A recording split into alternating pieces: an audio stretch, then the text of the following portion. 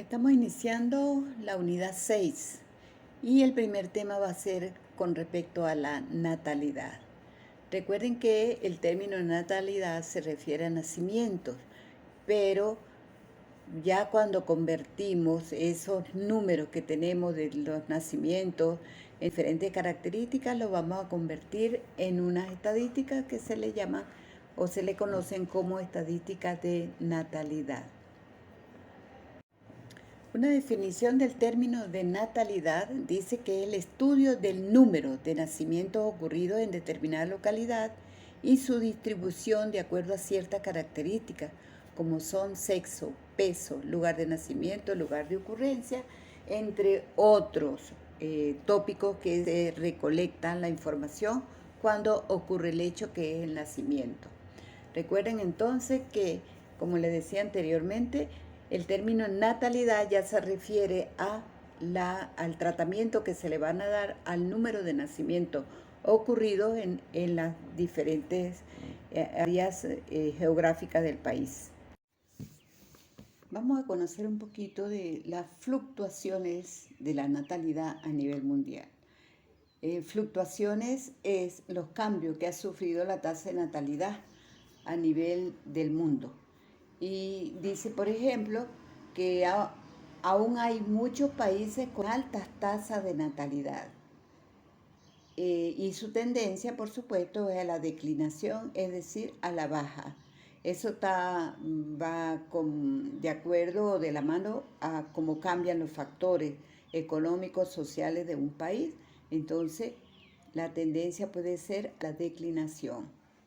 Dice que en la posguerra aumentaron los nacimientos por la prosperidad del país, debido a que en la preguerra se evitaron los hijos. Por supuesto, por las condiciones de la preguerra, pues las familias evitaban los hijos.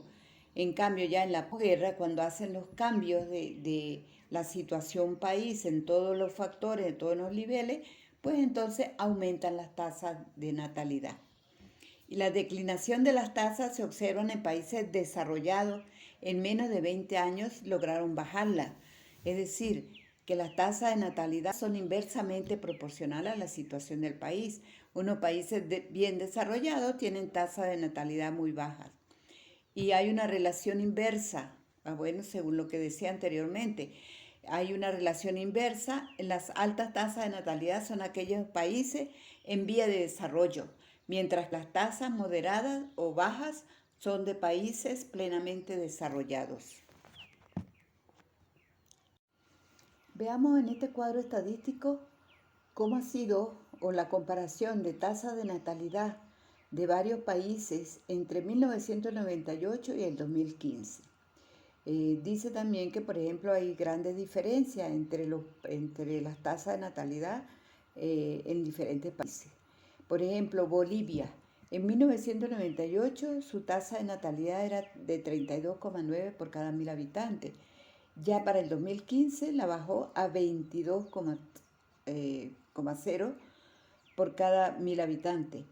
Venezuela, en segundo lugar, para 1998 la tasa de natalidad era 24,7 por cada 1.000 habitantes, mientras que para el 2015 bajó a 18,8.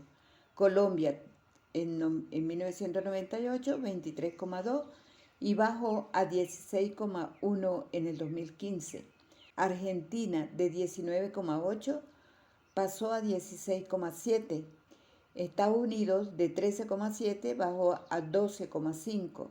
Y Cuba, que tiene un asterisco, ya lo vamos a desglosar por qué, dice que de 13 bajó a 10,7. Sin embargo, el asterisco dice que en países muy atrasados hay subregistro de información. Hay pobres condiciones sanitarias que disminuyen el grupo de mujeres fértiles para la procreación. Y además hay muchas pérdidas fetales. Entonces, podría ser las razones por las cuales Cuba tiene una baja tasa de natalidad. Veamos ahora qué pasa con la natalidad en Venezuela. Dice que en Venezuela se inician los registros de los nacimientos en 1936 con la organización del sistema sanitario, que fue el Ministerio de Sanidad y Asistencia Social para la época. Existía el registro civil, o sea, en las prefecturas, que previa presentación de la constancia de nacimiento que se le daba para aquella época a los que tenían asistencia médica o con testigos del hecho a los partos que ocurrían en asistencia médica o atendidos por comadrona. Bajo eso se hacían los registros en la prefectura.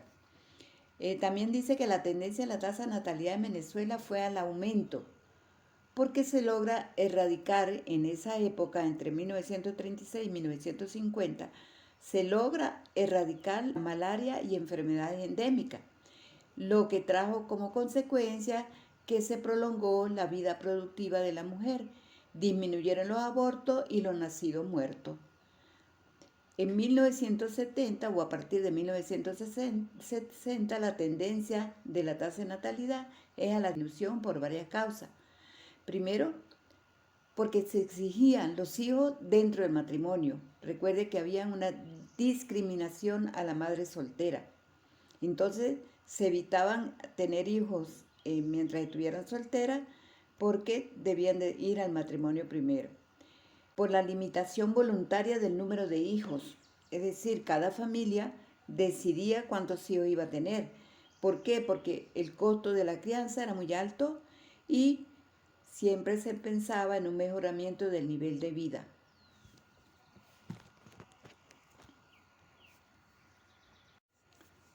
En esta tabla estadística estamos representando las tasas crudas de natalidad para Venezuela entre 1950 y el 2015. Si observamos que entre 1950 y el año 2000, la tasa de natalidad bajó de 42,6 nacimientos por 1000 habitantes en 1950 a 23,8 en el año 2000. Luego, del año 2000 al 2005 solamente transcurrieron 5 años y bajó casi 5 puntos a 18,9.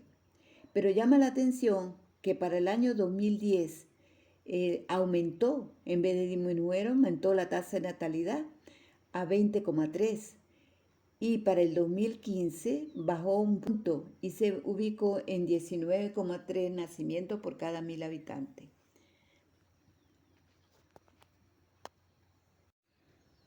Ahora veamos para qué son útiles las estadísticas de natalidad. En primer lugar, dice que para la planificación de programas, y entre ellos principalmente el programa de lucha materno-infantil, que tiene como objetivo mejorar la atención de la madre y el hijo. Y entre los datos que se deben recolectar para estos programas tenemos el número de embarazadas, número de parturientas, número de recién nacidos, vivos y muertos, y niños menores de 1 año, que son necesarios para estos programas de la lucha materno-infantil. Luego tenemos para la ejecución de los programas. Una vez que tenemos el programa debemos ejecutarlo. Y dice que el interés es ofrecer servicios asistenciales para la atención del parto, del recién nacido con vacunas, de los prematuros y educar a las madres en el cuidado de los hijos y las campañas de inmunizaciones. Luego que tenemos la ejecución de los programas, pues debemos evaluarlos.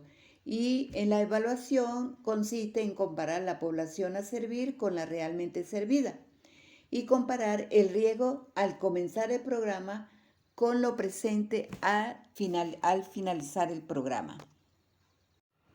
En cuanto a la recolección de los datos, dice que el registro de nacimiento comenzó en la Edad Media por la Iglesia Católica con la finalidad de impedir la bigamia y matrimonios consanguíneos. Ese fue el interés de hacer los registros de nacimiento en la Iglesia Católica. Luego, en 1539, el rey VII de Inglaterra ordena llevar archivos permanentes de los bautismos, el matrimonio y las defunciones ocurridas. Entonces ya empezaron a ver la obligatoriedad de tener archivos de lo que eran los bautismos, los matrimonios y las defunciones. Y es para el siglo XIX cuando se organiza formalmente los registros de los hechos vitales a nivel mundial. Ahora, ¿cuáles son las fuentes de recolección de datos sobre los nacimientos? Dice que todos los países disponen de sistemas de registro de los nacimientos y de leyes que se deben hacer cumplir. Es lógico, todo país debe tener su propio sistema de registro de nacimiento y las leyes que deben hacerse cumplir. También dice que el registro civil es la fuente principal para el conocimiento de los nacimientos. Cuando se necesita información, el registro civil sería la fuente más fidedigna de estos datos, pero sucede, y eso pasa en Venezuela, que muchos niños, aunque hayan nacido en las instituciones públicas, no se registra no se hace el registro civil y muchas veces llegan a la edad escolar y es cuando acude la madre a sacar o a sentar el niño para poderle sacar la cédula, para poderlo llevar a la escuela. Entonces, muchas veces el registro civil tiene un subregistro de información. Por otro lado, es obligatorio que toda persona que atienda un nacimiento lo comunique a los servicios sanitarios a la mayor brevedad. Entre ellos tenemos las instituciones públicas que no cuentan con un registro civil dentro, deben de expedir el certificado de nacimiento y enviar a la madre o al padre a hacer el registro civil. Y en las instituciones privadas como las clínicas que deben expedir el certificado de nacimiento para que luego acudan al registro civil. Los médicos o parteras o comadronas que atienden partos a domicilio.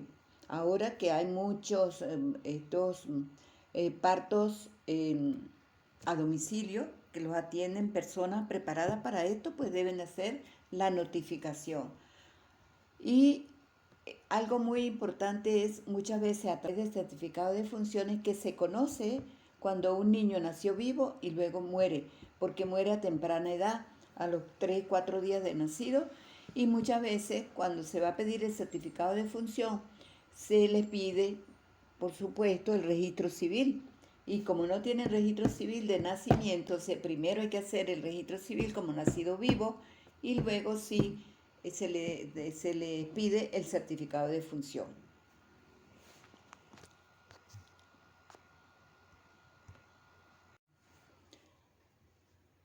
Pasemos ahora a hablar de los sistemas de registro en Venezuela y entre ellos pues el certificado de nacimiento. Dice que la autoridad ante la cual debe hacerse la inscripción y el plazo legal para hacerlo varía entre los diferentes países. En Venezuela, el registro de nacimiento tiene una doble modalidad. En el área de nacimiento, la inscripción es doble porque debe hacerse primero ante la autoridad de salud local y luego en el registro civil. Esto quiere decir que en Venezuela se hacen dos registros, un registro sanitario y un registro civil. El registro sanitario es el que se hace en las instituciones donde nace el niño o donde si no nació en la institución debe acudir al área de epidemiología para hacer el registro en el área de epidemiología como un nacimiento. Y luego acude al registro civil. ¿Por qué? Porque debe llevar al registro civil un certificado de nacimiento. El certificado de nacimiento, existe convenios internacionales para la utilización de un certificado de nacimiento estándar que permita comparar los datos en diferentes naciones. En Venezuela, para el año 2003, el Ministerio de Salud y Desarrollo Social, que era para la época 2003, elaboró un nuevo modelo de certificado de nacimiento de acuerdo a los requerimientos de la Ley Orgánica para la Protección del Niño, Niña y Adolescente. Bueno, y así hemos culminado esta primera parte sobre algunas consideraciones generales sobre lo que es el tema de natalidad. Por último, tenemos aquí pues dos imágenes, una de un recién nacido al cual se le pide un certificado de nacimiento y luego otra imagen sobre el registro civil. Es decir, después de tener el certificado de nacimiento, debe acudir al registro civil para obtener el acta de nacimiento.